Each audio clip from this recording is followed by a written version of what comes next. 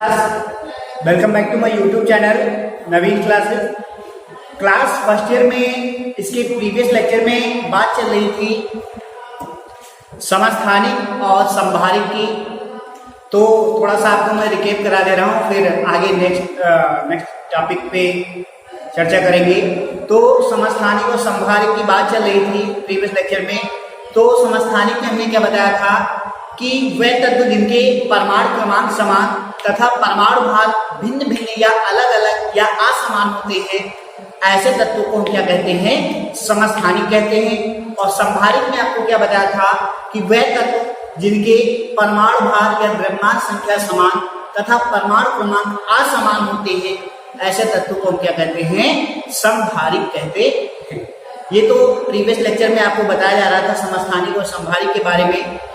आज जो टॉपिक पढ़ेंगे वो है परमाणु क्रमांक या परमाणु संख्या या प्रोटॉनों की संख्या।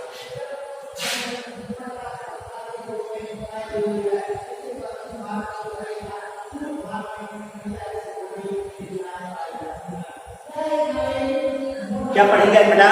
परमाणु क्रमांक, ठीक है, या इसको क्या बोलते हैं, या परमाणु संख्या, या इसको क्या कह सकते हैं, प्रोटॉनों की संख्या।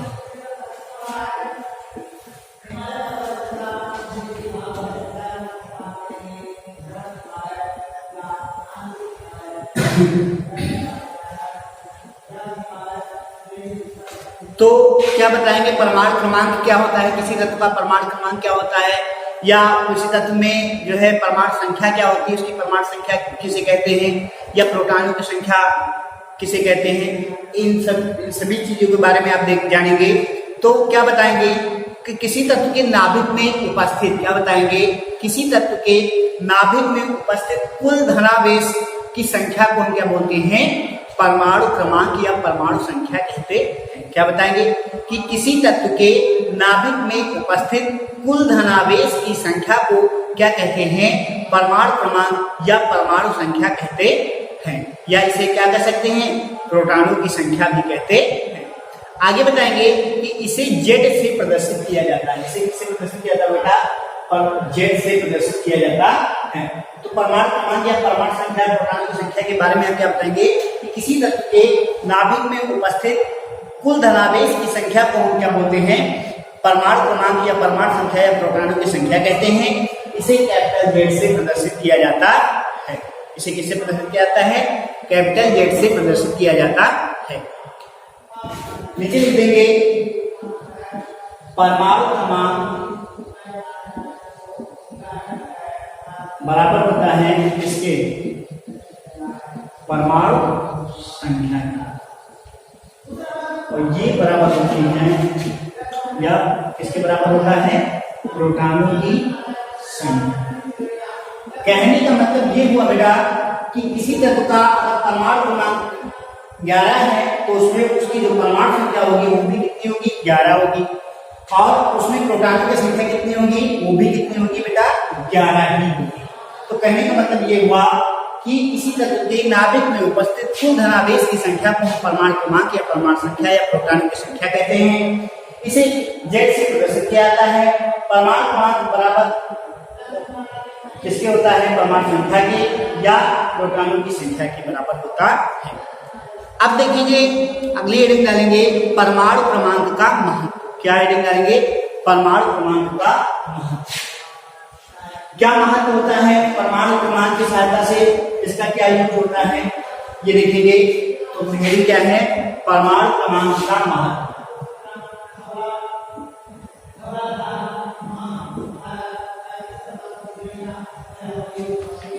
तो परमाणु क्रमांक के महत्व में क्या बताएंगे कि परमाणु क्रमांक की सहायता से इलेक्ट्रॉनिक विन्यास ज्ञात किया जाता है। सबसे पहला इसका महत्व क्या है कि परमाणु क्रमांक की सहायता से क्या किया जाता है, इलेक्ट्रॉनिक विन्यास ज्ञात किया जाता है। जैसे कोई तत्व है मैग्नीशियम है, इसका परमाणु क्रमांक आपको पता है कितना है, 12 है। तो इसी 12 की सहायता से हम क्या करते हैं, इसका इलेक्ट्रॉनिक विन्यास निकालते हैं। जैसे 2, 8, 2, 10 और 2 12। तो मतलब क्या हुआ कि परमाणु क्रमांक, पहला पॉइंट में क्या बताया गया कि परमाणु क्रमांक की सहायता से हम क्या करते हैं, किसी तत्व का इलेक्ट्रॉनिक विन्यास, इलेक्ट्रॉनिक कॉन्फ़िगरेशन निकालते हैं। जैसे लिखा हुआ है एल्यूमिनियम, परमाणु क्रमांक कितना होता है, 13 होता है। अगर हमको परमाणु क्रमांक ना पता हो तो क्या हम इसका इलेक्ट्रॉनिक विन्यास निकाल पाएंगे? कतई नहीं निकाल पाएंगे। हमको जब पता चल जाए कि इसका इलेक्ट्रॉनिक विन्यास कितना है, 13 होता है, या 13 इसका परमाणु क्रमांक कितना है, 13 है, तो क्या करेंगे, आप क्या करेंगे, इसका हम इलेक्ट्रॉनिक विन्यास आसानी से निकाल सकते हैं। कितना हो जाएगा, 2,8,3। ठीक, एल्यूमिनियम है, परमाणु क्रमांक इसका आपको पता है कि इसका परमाणु क्रमांक 13 है, तो क्या किया हमने, इसका इलेक्ट्रॉनिक विन्यास निकाल लिया। तो पहले पॉइंट में आपको यही बताया गया कि परमाणु क्रमांक की सहायता से हम क्या करते हैं, किसी तत्व का इलेक्ट्रॉनिक विन्यास निकाल सकते हैं।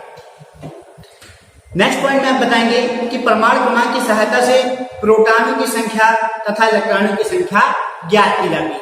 क्या बताया गया, परमाणु क्रमांक की सहायता से प्रोटॉनों की संख्या तथा इलेक्ट्रॉनों की संख्या ज्ञात की जा सकती है।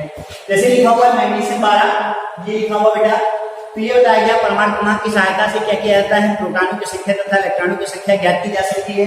तो इसमें इसका परमाणु क्रमांक आपको पता है कि इसका परमाणु क्रमांक 12 है, और अभी ऊपर आपने पढ़ा कि परमाणु क्रमांक बराबर होता है परमाणु संख्या के या प्रोटॉनों की संख्या के। तो किसी तत्व का अगर आपसे ऐसे पूछा जाए कि किसी तत्व का परमाणु क्रमांक 12 है तो उसमें प्रोटॉनों की संख्या कितनी होगी, तो आप तुरंत बताएंगे कि इस तत्व का परमाणु क्रमांक 12 है, इसलिए जो है प्रोटॉनों की संख्या 12 होगी, क्योंकि परमाणु क्रमांक बराबर होता है प्रोटॉनों की संख्या के। तो यही बताया गया कि परमाणु क्रमांक की सहायता से प्रोटॉनों की संख्या तथा इलेक्ट्रॉनों की संख्या ज्ञात की जाती है। ये तो हो गया इसका सेकंड महात्म। आगे नेक्स्ट पॉइंट में क्या बताएंगे कि तत्वों के गुणधर्म परमाणु क्रमांक की सहायता से ज्ञात किए जाते हैं। क्या बताया गया कि किसी तत्व के जो गुणधर्म होते हैं, जो प्रॉपर्टीज होती हैं, वो क्या होते हैं, परमाणु क्रमांक की सहायता से ही क्या होते हैं, ज्ञात किए जाते हैं। ये तो हो गया बेटा परमाणु क्रमांक, परमाणु संख्या या प्रोटॉनों की संख्या तथा उनका महत्व। अब आगे देखेंगे द्रव्यमान संख्या या परमाणु भार।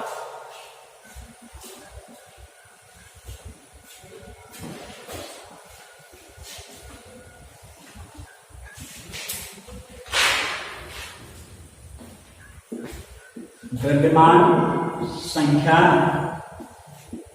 या परमाणु भार,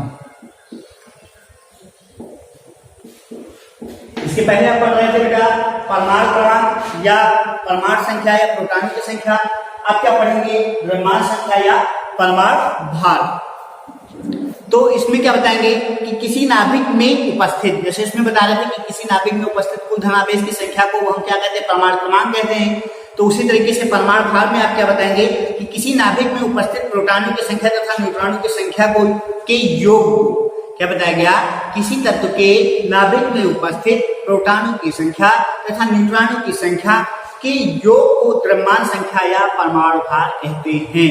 क्या बताया गया, किसी तत्व के नाभिक में उपस्थित प्रोटॉनों की संख्या तथा न्यूट्रॉनों की संख्या के योग को हम क्या कहते हैं, द्रव्यमान क्या बोलते हैं, द्रव्यमान संख्या या परमाणु भार। आप क्या पढ़ रहे हैं, परमाणु भार ही तो पढ़ रहे हैं, उसको क्या बोलते हैं, परमाणु भार कहते हैं। अब परमाणु भार का फॉर्मूला क्या हो जाएगा, देखेंगे परमाणु भार इक्वल टू, आप क्या बताया गया कि किसी तत्व के नाभिक में उपस्थित, क्या बताया गया, प्रोटॉनों की संख्या तथा न्यूट्रॉनों की संख्या के योग को हम कहते हैं। तो ये परमाणु भार बराबर क्या हो जाएगा, प्रोटॉनों की संख्या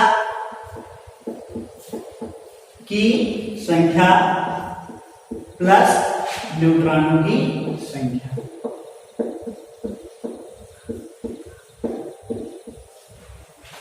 परमाणु भार बराबर क्या हो गया बेटा, प्रोटॉनों की संख्या प्लस न्यूट्रॉनों की संख्या। मतलब क्या हुआ कि अगर हमको प्रोटॉनों की संख्या पता है, न्यूट्रॉनों की संख्या पता है, तो हम क्या करेंगे, प्रोटॉनों की संख्या और न्यूट्रॉनों की संख्या अगर हम उसको ऐड कर देंगे तो क्या निकल के आ जाएगा बेटा, द्रव्यमान संख्या या परमाणु भार निकल आएगा। क्लियर है। अब इसको जो परमाणु भार होता है या द्रव्यमान जो संख्या होती है, इसको क्या बोलते हैं, ए से प्रदर्शित किया जाता है। इसको किससे प्रदर्शित किया जाता है, ए से प्रदर्शित किया जाता है। और आपको भी बताया गया था ऊपर कि जो है प्रोटॉनों की संख्या या परमाणु क्रमांक या द्रव्यमान संख्या को आप किससे प्रदर्शित करते थे, जेड से प्रदर्शित करते थे। तो यहाँ पे जेड कर देंगे। आगे लिखा है न्यूट्रॉनों की संख्या, तो न्यूट्रॉनों की संख्या को एन से प्रदर्शित करेंगे। तो क्या हो जाएगा, फॉर्मूला क्या बन जाएगा, A = Z+n। फॉर्मूला क्या बन जाएगा, A = Z+n। इसमें क्या A क्या है, A है बेटा परमाणु भार या द्रव्यमान संख्या।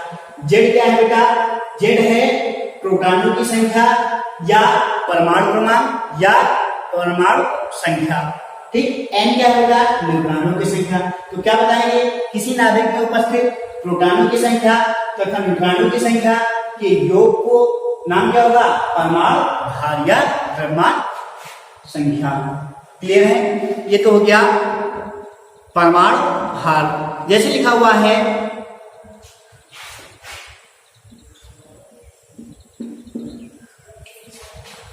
ये नाइट्रोजन है, परमाणु क्रमांक इसका 7 है, परमाणु भार 14 है। तो आपसे पूछा जाए कि इसमें जो है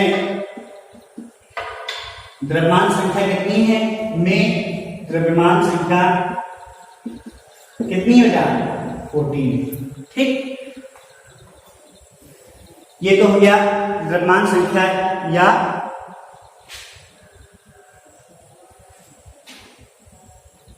अब देखेंगे परमाणु क्रमांक तथा द्रव्यमान संख्या में संबंध। ये आपको नेक्स्ट वीडियो में बताया जाएगा। आज के लिए इतना ही। Thank you class.